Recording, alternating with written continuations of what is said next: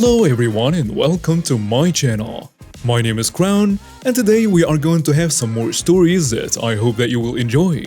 But before we start, it will be so much appreciated if you would subscribe to the channel, like the video if you enjoyed it, and maybe leave a comment down below. These simple clicks would mean a lot to the future of this channel and really reward the effort that I put in every day. And now, without further ado, let's go! First story. A shocking experience. You guys are going to love this. If you've read some of my replies and stories in other areas of Reddit, you probably know that I live in an area that lost its war with entitlement. Like, we literally had to get the state or the township's local government to force them to allow us to enforce the no kids rule for a bar. And just a bar, not a restaurant/bar. Just to keep our liquor license and avoid tens of thousands of dollars of fines. I own about 15% of the bar, which means I'll be hit with 15% of the fine for having the kids in there and lose my rights to ever file for a liquor license again. Well, apparently this didn't sit too well with the Kyles and Karens here. Over the 2 months since we were able to get the state to step in and put the Karen in charge of the township, the bar was on the border of a probationary status and got the law she put in to let them bring kids in repealed. Well, they didn't like this. Though we have been able to get back our old customers and the military vets on our side of the city, the Karens have been busy retaliating. Broken windows, graffiti to try to make us look like a gang hangout, and the works. Seriously, Kyles and Karens, if you're going to try to claim we're a biker bar, do not use Sons of Anarchy. It's just a show. And if a real outlaw biker sees you doing some nonsense like that, he'll not like the consequences. Anyhow, none of this has worked as we've had state protections, and more than one county sheriff has caught township employees and citizen Karens and Kyles doing this. Well, back on Friday, a state official has come to town to further investigate things. Well, last night the Karen decided that it would be a good idea to get her revenge, despite the fact that the township cop's leashes have been yanked out of her hands and returned to them. Now that you're filled in with a backstory on this, it is time to introduce the cast. Me, Township Manager, Karen, and the County Sheriff. Glad to be getting control of the area back. So last night, when myself and the other owners were in to deal with the books, take care of ordering and so on, we got a call from the County Sheriff asking if he could come in to personally pick up all of our CCTV cameras for the investigation.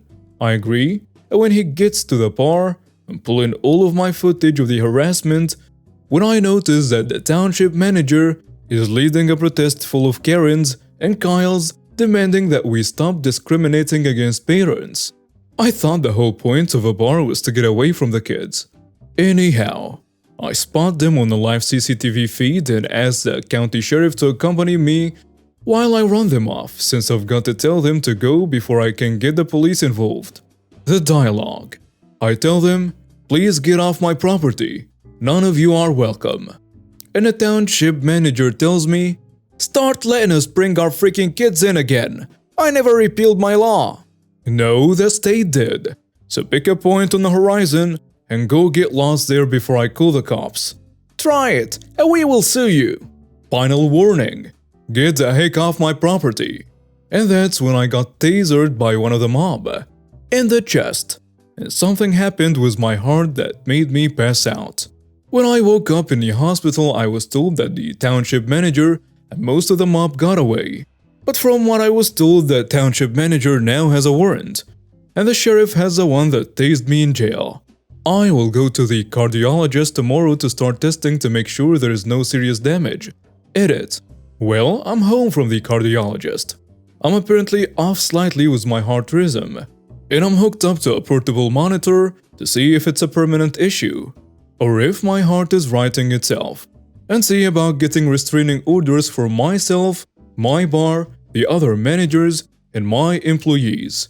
Good news is, if we get them due to how we are spread out, we can make this area a freaking ghost town. The bad news, a tsunami of Kyles and Karens who have tasted power will be flooding out to other places. So watch out. Next story. Fairly aggressive girlfriend stole from my bank account, so I sent her academic career into a nosedive. I'm a senior at a large state university. This happened in the first semester of my freshman year. I was selected for an honors-type program that placed me in a co-ed dorm building with every other student in the program. As a dumb freshman, I rushed into a relationship with a freshman girl who lived right above me. We will call her Megan. It was convenient for me to date someone who lived so close. But everyone else in our building hated Megan because she talked a lot and almost exclusively about herself. She bragged often about being a fairly aggressive person, but somehow I overlooked that mile-wide red flag. Right after Thanksgiving break at the end of an evening class, I got a call from my mom, who noticed some unusual activity on my checking account. Back then I had no credit card, so this account/debit card was my only access to my savings while I lived on campus. I rarely needed to buy anything during the semester, so I was puzzled to find that $104.29 had left my bank account over 2 weeks, in the form of 6 Grubhub food orders. At this point I trusted Megan, but I decided to ask her about the money right away. She denied any involvement and suggested that I cancel my debit card. After a really long phone call to the bank, I did just that. Next, I reached out to Grubhub customer service on Twitter. Hey, my card was stolen and used for food orders on these dates. Can I have the receipts? And they sent me the first and last receipts. But they had to redact the personal information on the account holder. I say redact in quotes because they just use a Snapchat draw tool. And Megan's name was still clearly visible on both receipts. What's more, the most recent receipt was only 2 hours old. She was probably still eating when I chopped up my debit card. It's worth noting that she and I both had unlimited dining plans, paid for by our respective parents, and we lived 500 feet from the nearest dining hall. She did not need to order food, and she definitely didn't need my money to do it. So I texted her again. I had the receipts from Grubhub. Are you sure you didn't make those orders? Screw you for suspecting me. Fairly aggressive, wouldn't you say? I hatched a plan to collect security camera footage of her picking up the order from that evening. However, by midnight, Megan arrived at my door in tears and confessed to everything. Plus, she admitted to being a serial shoplifter. Exhausted, I sent her away and decided to deal with everything in the morning. By the next day, everyone in our building seemed to know what was going down, probably because Megan had already begun broadcasting her version of the story. I sent Megan a breakup text and decided that the $104 was a loss. At least I escaped unscathed, right? Well, less than 2 days later she entered my room when I wasn't looking. I was sitting at my desk when I noticed her standing silently behind me. Give me my stuff. Where is my stuff? What stuff? You know. I did not know. She tore through the room looking for something that she refused to identify. Just as quick as she came, she was gone. And I locked the door because obviously this wasn't over yet. Within a minute, she was back. She stood outside my door knocking and demanding I let her back inside.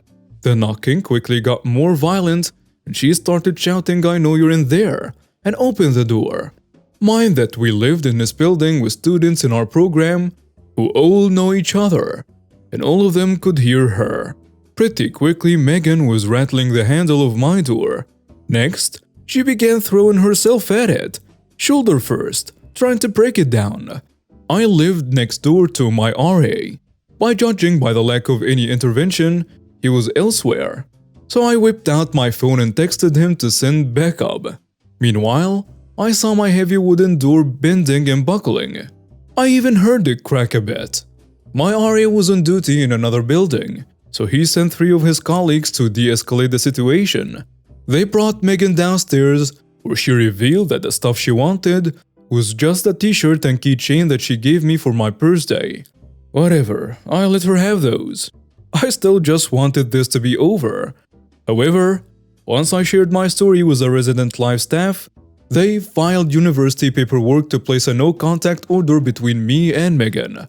They also recommended I contact the campus police, who then told me I should get my stolen money back in small claims court. I couldn't even get there without a car or money to pay for an Uber. Sorry, Judge Judy. At the request of the campus police, I also contacted the Title.yt office at my school, sending them the story of everything you've read so far. They were interested, to say the least, although I didn't want any trouble. I just wanted a clean breakup and a fresh start. But a Title.yt representative informed me that we were bringing 3 misconduct charges against Megan: theft, threatening/violent behavior, and inciting an intervention by university staff. The representative asked me to serve as a witness in Megan's disciplinary hearing the next semester, and I tentatively agreed, right before the representative set the hearing date for February 14th, Valentine's Day. I thought it was a joke, but they really did that. When the day of the hearing finally arrived, the no-contact order was still in effect, but a few of my friends had kept tabs on Megan. For starters, she failed all of her classes in the fall. Someone in my math course confessed that Megan had tried to sleep with him while she was dating me, and he had to repeatedly tell her no. Even worse, Megan kept telling a twisted version of the whole story to try and turn my friends against me. So when I found out that she had found a new boyfriend, it felt really good to know that the Valentine's Day disciplinary hearing ruined whatever evening plans they might have had. I arrived alone at the disciplinary board office, and sure, what to expect. The board consisted of grad students, and the hearing was expected to run into the night. Unlike me, Megan did not come alone. She brought both of her parents as a character witness. That wasn't even a thing here. This wasn't a real courtroom, as you'll soon see. And that's not all. Megan's parents also paid a lawyer to defend her against the charges. The board knew that was unnecessary, but Megan's parents believed so strongly in their daughter's innocence that they had already paid this 3-piece suit to make her case. In the name of fairness, the board members offered me pro bono legal representation, a junior economics major, and we will call him Jimmy. Jimmy had already read my account of the events from the fall, and thanks to my screenshots of the Grubhub receipts, he said there was an okay shot of the charges sticking. Then I told him something got kept secret for months. When Megan tried to break down my door, and I whipped out my phone to text my RA, I also filmed the whole thing. Jimmy couldn't get enough of the video. There was Megan, kicking and screaming and clearly trying to break into my dorm room. It was all the evidence I needed, and no one saw it coming. In the hearing, when the time came for me to make the case against Megan, Jimmy played the video on a big screen in front of everyone, and the room went insane. In that instant, I realized that Megan really had convinced everyone I was a liar. In her version of the story, I gave her permission to buy food using my account. She told her parents that she'd asked me politely for her belongings, which I'd rudely hidden from her in my dorm room. In Megan's story, I was a sociopath trying to ruin her reputation.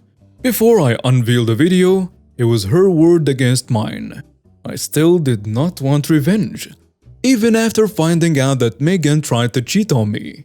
But when I saw her parents flipping out at the video, "Why didn't you tell us you did this?" and her lawyer raising hell, "This evidence was not provided in pre-trial disclosure." And the board member standing over him, "Sir, this is not a court of law. Please return to your seat." And him shouting, "Objection!" and her replying, "We don't have objections. This isn't a court of law." And Jimmy, my new best friend, just trying not to laugh out loud.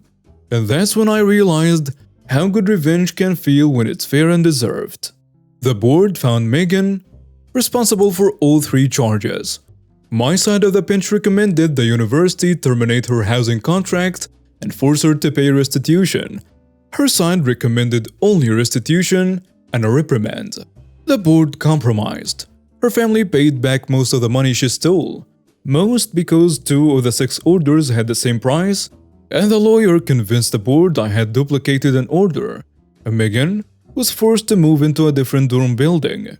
This probably would have helped her anyway because every student in our program's building knew everything she'd done and lied about. They wouldn't speak to her, and no one wanted to be her roommate.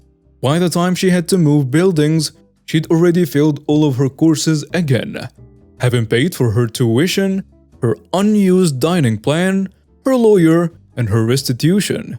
Megan's parents finally pulled her out of the school. Where are they now? Last I heard, Megan returned as a part-time student, but I never saw her again because the no-contact order still stands. I am now Facebook friends with the guy Megan tried to seduce. When Jimmy and I connected on LinkedIn. As for me, well, I no longer date fairly aggressive people. Next story. Go ahead and tell me. Okay. Hey there Reddit. I love a story first thing in the morning. I hope you enjoy the story. I work for a meditation and holistic wellness tour. Our parking lot is very small and shares spaces with other businesses, and so we have marked spots for the different businesses. On this particular morning, a gentleman parked in one of our spots and then proceeded to not come into the store or any of the other businesses we share space with. I went outside and kindly asked him to park somewhere else, as there is ample parking throughout the area. He so kindly flipped me off, to which I said, if you walk away, I can have your car towed. And he continued to flip me off as he walked away and said, yeah, okay, go right ahead. So I did. The tow company came and took his car. Needless to say, he was super pissed when he got back and his car was missing. Caused quite a scene and asked why the heck I towed his car. To which I replied, you said to go ahead and tow your car. Besides, it's bad karma to steal someone else's parking space.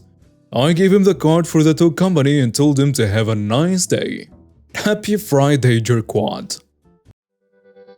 And now we have reached the end of today's stories. Thank you for watching and see you next time.